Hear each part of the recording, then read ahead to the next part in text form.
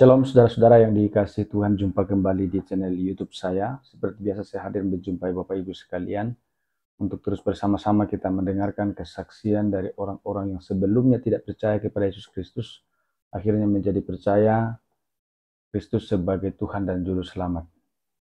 Sungguh luar biasa Bapak Ibu saudara-saudara bahwa semua orang yang dipanggil oleh Tuhan itu bukan karena kebetulan, tetapi mereka berada di dalam rencana Allah. Nah, dalam video ini saudara-saudara, seorang bapak muslim yang berasal dari Cirebon, yang mana dijamah oleh Tuhan, dipanggil oleh Tuhan, dan sesuatu yang sangat luar biasa saudara-saudara, bagi dia sesuatu yang tidak masuk akal, tapi itulah Tuhan memanggil beliau untuk diselamatkan. Dan akhirnya saat ini menjadi seorang Kristen yang terima Yesus, yang sungguh-sungguh taat melakukan ajaran kekristenan. Kita bersyukur bahwa satu jiwa lagi dipanggil oleh Tuhan, diselamatkan oleh Tuhan. Nah, semoga kesaksiannya ini saudara-saudara boleh memberkati kita dan membuat kita semakin bertumbuh dalam iman kepada Yesus Kristus. Selamat menyaksikan. Selamat malam saudara-saudara sekalian. Selamat malam juga buat semua pemirsa yang menonton di acara channel ini. Nama saya Dian Herdiana. Saya lahir dari keluarga Muslim Totok, yaitu saya berasal dari Cirebon. Dari kecil emang saya sudah dididik oleh orang tua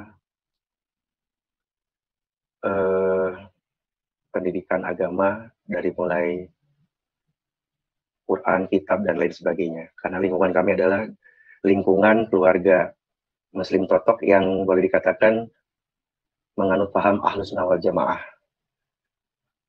Jadi keluarga kami, keluarga Nahdiyin. Nahdiyin itu adalah salah satu sebutan keluarga dari Ahli Sunnah wal Jamaah, paham Ahli Sunnah wal Jamaah, karena di Muslim itu ada beberapa paham.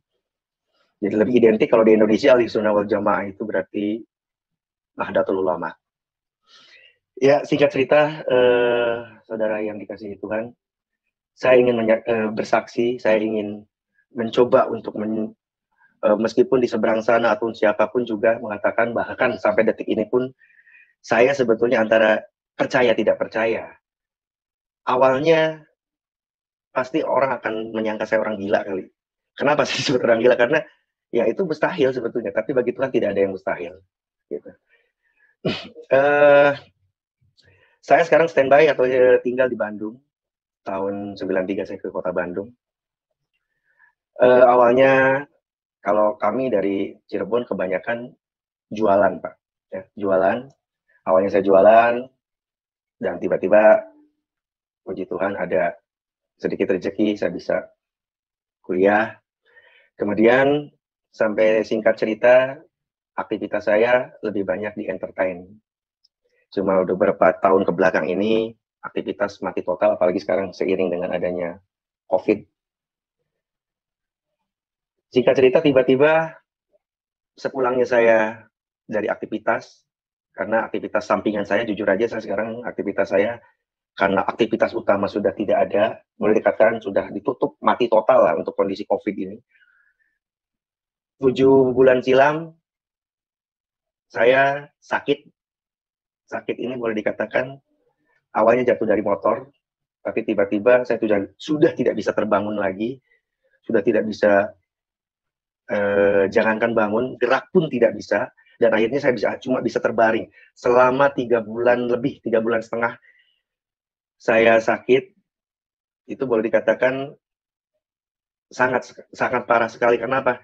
Karena saya sudah tidak bisa gerak apa-apa lagi, jadi jangankan untuk bangun, gerak pun tidak bisa, apapun saya lakukan di tempat tidur, sampai mohon maaf, buang air kecil, buang air besar saya lakukan di tempat tidur, dan tidak bisa apa-apa lagi. Saya cuma, apa yang saya lakukan saat itu? Saya cuma bisa berdoa, ikhtiar, dan beberapa ikhtiar sudah saya lakukan, berobat ke medis, berobat ke rumah sakit.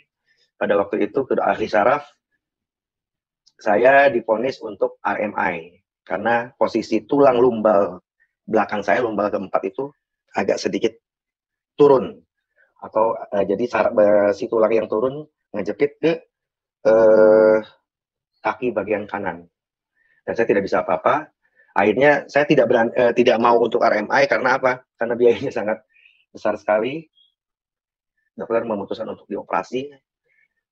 Akhirnya saya mencoba untuk ikhtiar berobat ke alternatif. Beberapa tempat alternatif juga saya datangi. Posisi saya tidak datang berobat. Maksudnya posisi saya berobat itu pun saya pergi berobat di tandu. Pakai belangkar karena saya tidak bisa bangun sama sekali. Dari hasil berobat tidak ada hasil sama sekali. Udah berobat selama 2 bulan lebih tidak ada hasil. Karena kebetulan di samping saraf kejepit saya kan mempunyai diabetes gula darah yang sangat tinggi. Kebetulan diabetes saya diabetes basah. Jadi nyambung gitu. Jadi nggak bisa ngapa-ngapain. Saya juga makan tidak bisa, tidur tidak bisa. Yang hanya bisa lakukan saya hanya berdoa menurut keyakinan saya pada waktu itu. Dan satu ketika di saat saya berdoa, apapun juga saya hafal, saya doa-doa menurut ajaran saya pada waktu itu saya bacakan, saya dawamkan sampai apapun juga. Sampai melakukan sholat pun saya sambil tidur. Mungkin belum waktunya dan dengan apapun juga saya lakukan, belum waktunya, tidak ada perubahan sama sekali, tidak ada perubahan. Saya sampai putus asa pada waktu itu, sampai istri saya bilang, jangan sampai saya putus asa seperti itu, karena saya sudah nggak bisa ngapa-ngapain lagi, berdoa udah saya lakukan, ikhtiar udah saya kerjakan, tapi ternyata tidak ada hasil sama sekali. Dalam kurun 2 bulan, tidak ada hasil sama sekali. Tiba-tiba dalam satu malam, ini saya mohon maaf kalau saya masih, sebetulnya ini saya antara percaya tidak percaya saya bisa bersaksi seperti ini, karena hal sangat ajaib. Kemudian saya pun baru boleh dikatakan baru sebulan inilah saya menerima Tuhan Yesus sebagai juru selamat. Tepatnya 2 minggu kemarin saya baru dibaptis oleh Bapak Pendeta. Jadi saya secara bahasa, tata bahasa saya mungkin belum fasih lah seperti rekan-rekan atau saudara-saudara sekalian, karena mungkin saya masih fasih dengan keyakinan saya, dengan apapun perkataan di saat saya muslim gitu. Jadi bahasa apapun, jadi saya mohon maaf sama sekali, mohon maaf sebelumnya. Baik, kembali ke kesaksian saya. Tiba-tiba dalam satu malam, tepatnya pukul 2:30 subuh, pada waktu itu istri saya tidur nyenyak. Jadi tidur nyenyak tapi posisinya nggak di kamar, di kamar sebelah sana. Jadi ada kamar lagi. Saya tiba-tiba nggak kuat pengen buang air kecil, dan saya merangkak mau mencari pispot. Yang terjadi apa? Pispot itu nggak saya dapetin, malah saya jatuh dan saya ngejerit kesakitan, dan tiba-tiba tanpa dari mana kedatangannya, tiba-tiba saya ditepuk sebelah kiri ini, pundak saya sebelah kiri ini ditepuk dari belakang. Begitu saya melihat itu, aduh, saya merinding, ini saya masih merinding. Kalau saya harus membayangkan pada waktu itu, saya masih, sampai detik ini pun saya masih merinding antara percaya dan tidak percaya. Masya Allah, sangat takjub sekali. Tiba-tiba, cuman pada waktu itu saya masih nggak ngeh, masih belum ngeh. Ini siapa? Saya pikir kok ada tamu, kapan datangnya gitu kan. Nah udah itu, tiba-tiba saya ditepuk dan saya dipapah, dibangunkan. Di saat saya jatuh, saya dibangunkan, dipapah, kemudian digendong dengan entengnya beliau menggendong saya. Kemudian saya diberdirikan, digendong ke arah kamar mandi. Saya diberdirikan, dan tiba-tiba puji Tuhan, yang tadinya saya tidak bisa bangun sama sekali, begitu diberdirikan oleh beliau, saya berdiri dan saya melakukan buang air kecil dengan posisi berdiri pada waktu itu, dan sama sekali tidak sakit di saat itu. Setelah selesai, kemudian saya dipapah dan berjalan menuju ke kamar tidur. Pada posisi kamar tidur dengan kamar mandi agak lumayan jauh, soalnya melewati ruangan tengah. Posisi kamar mandi saya nggak ada di dalam kamar, jadi di luar gitu loh, melewati ruangan tamu baru kamar mandi. Saya dipapah dan tiba-tiba saya bisa berjalan. Itu yang saya takjub sama sekali. Saya masih belum ngeh siapa orang ini, karena saya juga masih samar lihat mukanya, karena begini kan, panjang kan, pakai baju putih, baju kayak gaun gitu loh, kayak jubah. Kemudian saya dipapah menuju kamar tidur, dan akhirnya saya ditidurkan lagi. posisi ditidurkan lagi. Disitulah baru saya kelihatan jelas siapa beliau. Subhanallah, kok ini Nabi Isa Al-Masih. Tapi saya masih nggak ngeh, masih kurang percaya dalam hati. Saya bertanya dalam bahasa Sunda pada waktu itu, saha anjin, siapa Anda? Dia malah tersenyum. Dia malah tersenyum dan cuma bisa melambaikan tangan ke saya. Dia tidak menjawab, cuma dia tersenyum dan melambaikan tangan ke saya. Begitu saya balikan badan nih, mau tidur. Posisinya tadinya duduk dulu mau tidur. Begitu saya balikan badan gini mau tiduran, saya balik lagi ke arah orang tadi, udah nggak ada. Nah itu. Tapi dari situ saya berpikir, dan sampai subuh sampai pagi pun saya nggak bisa tidur. Saya baru bisa tidur jam 8 pagi, dan jam 8 pagi sampai sore. Di posisi tidur itulah orang itu datang lagi dalam mimpi saya. Cuman yang kedua ini datangnya dalam mimpi pada waktu saat itu saya tidur. Dan beliau datang sambil berjabat tangan ke saya. Saya bertanya, anjen anu datang tadi, Andakah yang tadi datang? Dia menganggukkan kepala. Kemudian dia berkata ke saya, aduh saya masih merinding ini. Berkata ke saya, dia cuma ngomongnya kayak gini. Coba dalam bahasa Sunda, kalau di Indonesia kan, apabila kamu ingin selamat dan posisinya ada di jalan kebenaran, ikutilah langkah saya. Cuma itu yang beliau katakan ke saya.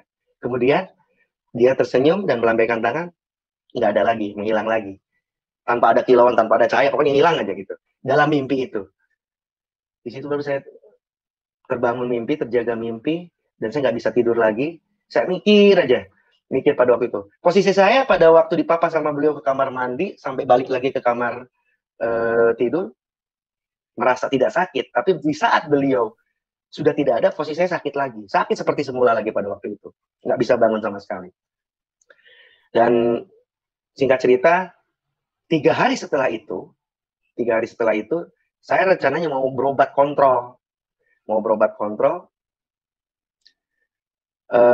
Kontrolnya kan pagi itu jam 8. Itu anak saya udah nyiapin tandu. Biasa saya pakai belangkar kalau mau kontrol. Tapi tiba-tiba orang itu datang lagi ke saya. Di saat anak dan istri saya tidak ada. Maksudnya posisinya tidak tahu gitu loh. Di saat saya mau bangun dan dia membangunkan saya, dan saya ditarik. Ini datang dalam keadaan sadar dan saya ditarik dari tempat tidur, mau dipapahkan lagi, tapi tiba-tiba beliau coba begini tangannya ke saya. Kamu duduk aja, kamu duduk aja, dia bilang gitu. Dan kamu sudah tidak harus berobat, dia bilang gitu. Tapi dalam bahasa Sunda pada waktu itu. Akhirnya dia ngomong lagi ke saya, kalau kamu pengen selamat, dan ada persis dengan apa yang dia katakan di dalam mimpi saya waktu 3 hari sebelumnya, waktu saya tertidur. Apabila kamu ingin selamat dan berada dalam jalan kebenaran, ikutilah langkah saya. Seperti itu lagi perkataannya. Dan kemudian saya begitu didudukan, saya balik lagi, udah nggak ada lagi. Itu. Jadi saya bertemu beliau tuh, ini makanya, ini saya sampai mungkin kalau saya kemarin lihat ada yang bersaksi sampai nangis, yang siapa Dinar itu kan sampai nangis. Ini juga sebetulnya kalau memang misalkan saya cewek udah nangis kali. Udah nangis itu bukan berarti nangis apa. Saya terharu dengan apa mujizat yang Tuhan berikan ke saya gitu. Tanpa apapun juga. Saya berdoa dengan keyakinan saya, dengan bahasa saya, sholawat saya bacakan, tapi yang datang adalah Nabi Isa. Yang datang adalah Tuhan Yesus dan menyembuhkan saya hingga saya sampai saat ini. Itu. Ini mohon maaf saya juga keringetan. Jadi saya masih merinding ngomong seperti ini. Apalagi sekarang live gitu ditonton ribuan orang. Kenapa saya harus berkata demikian? Maksudnya biar orang tahu gitu. Biar orang tahu, ini loh saya orangnya, saya buktinya. Makanya saya harus bersaksi. Wabil khusus ya buat teman-teman sesama muslim, maksudnya teman-teman yang tadinya sesama muslim, biar tahu juga ini kesaksian saya bukan rekayasa, bukan ya apa istilahnya acting lah, apalah ini itu. Saya kok yang merasakan. Tingkat keyakinan dalam Islam, dalam ajaran Muslim itu ada 3. Pertama kabar yakin atau ilmu yakin. Kedua ainal yakin tuh, dan ketiga hakul yakin. Kabar yakin tuh apabila kita baru tahu kata orang, atau kita baru tahu masih menurut menurut cerita itu baru disebut kabar yakin. Ainal yakin apabila sudah melihat, sudah terlihat oleh kita itu ainal yakin. Dan hakul yakin itu apabila sudah terasa oleh kita. Dan saya melihat, tingkatan saya udah kedua, ainal yakin, dan saya melihat Tuhan Yesus. Saya melihat Nabi Isa. Hakul yakinnya apa? Hakul yakinnya saya sembuh. Saya sembuh tanpa harus saya berobat lagi.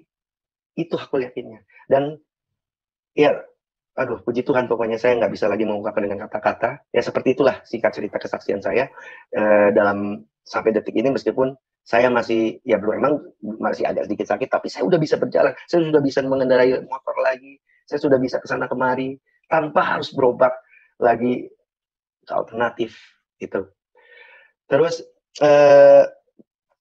yang perlu saya tekankan di sini, saya tuh awalnya emang kalau kepada pihak Nasrani, kepada pihak orang Kristen, antipati tidak, fanatik tidak. Tapi ya saya, karena kawan saya juga banyak orang Kristen, dan puji Tuhan saya bisa bersaksi seperti ini. Saya bisa akhirnya ini adalah berkat bantuan sahabat saya, kebetulan beliau adalah non Muslim dari Kristen, sampai akhirnya saya menemui Tuhan Yesus yang keempat kalinya.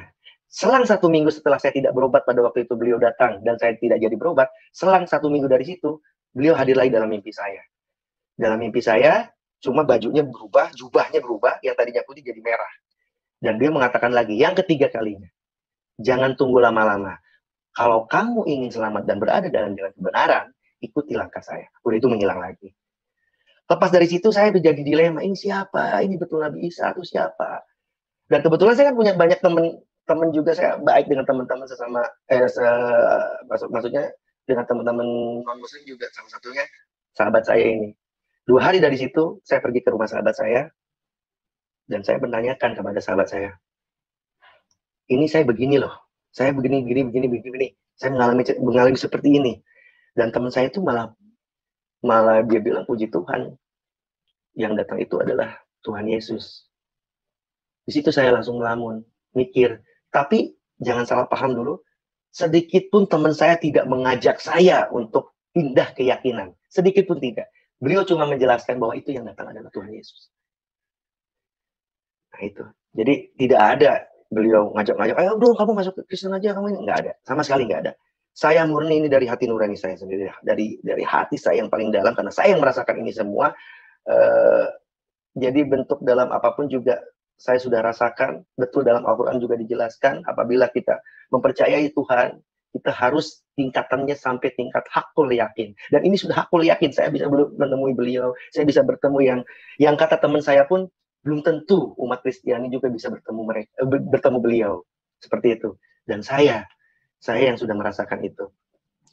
Dan akhirnya, selang saya berpikir, saya tidak langsung ini, jarak 2 bulan dari situ, baru saya hubungi teman saya WA teman saya, Bang, saya siap dibaptis.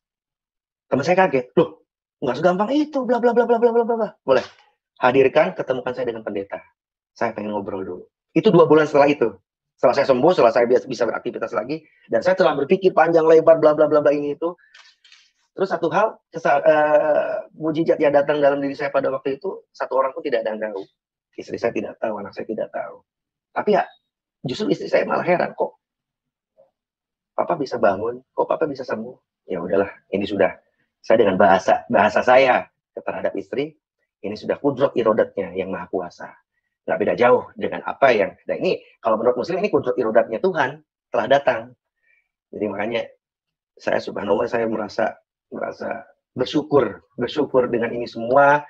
Terus apa yang harus saya syukuri? Berarti kan saya harus mengikuti, dan saya harus menerima beliau sebagai juru selamat saya. Itu terus setelah saya dibaptis, tepatnya 2 minggu yang lalu, perlahan-lahan saya mencoba untuk bicara terus terang dengan keluarga, yang mana keluarga dari istri pun sama, keluarga dari fanatik agama. Jadi saya pun perlahan-lahan bicara baik-baik. Tapi tiba-tiba apa yang datang jawaban terhadap saya? Istri saya mungkin mungkin pahamlah tentunya, saudara-saudara sekalian juga. Saya malah dicaci, dimaki, kemudian akhirnya saya sampai detik ini pun saya ditinggalkan oleh istri saya, pergi entah kemana. bilang kan kalau ke saya nggak pamit. Setelah saya bicara seperti itu, padahal kan saya, ya karena lambat laun pasti akan tahu. Cuman orang pertama yang harus saya kasih tahu ya mungkin istri saya dulu. Itu maksud saya. Saya nggak ngajak jauh-jauh, nggak ada pikiran mau mengajak dulu deh. Yang penting saya cuma menceritakan bahwa saya sekarang sudah menerima Tuhan Yesus sebagai juru selamat saya, dan saya sudah dibaptis. Malah dia bilangnya ya saya gila lah, inilah itulah, nggak salah nih, bla bla bla, ini. Tahu-taunya besoknya udah pergi.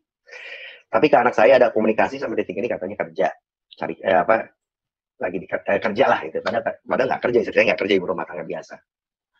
Itu terus kemudian sebelumnya pun teman saya ataupun Bapak Pendeta yang telah membaptis saya juga menjelaskan, meyakinkan apa benar dan lain sebagainya. Karena gini loh, nanti seperti ini loh, terutama kita akan menerima pikul salib, bla bla bla bla bla bla.